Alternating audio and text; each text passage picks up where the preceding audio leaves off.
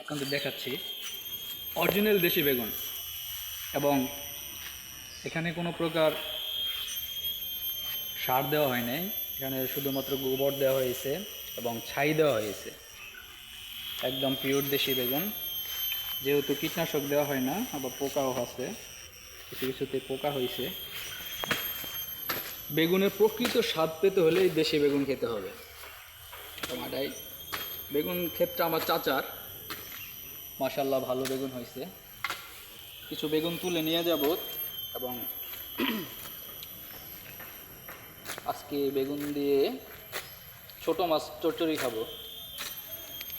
তো চাচার পারমিশন ছাড়া নেওয়া যাবে না, চাচাকে বলেই চাচাকে দিয়েই ক্ষেত থেকে বেগুন উঠাবো, যদিও আমি কখনো কারোর পারমিশন ছাড়া তার ক্ষেতের জিনিস নেই না।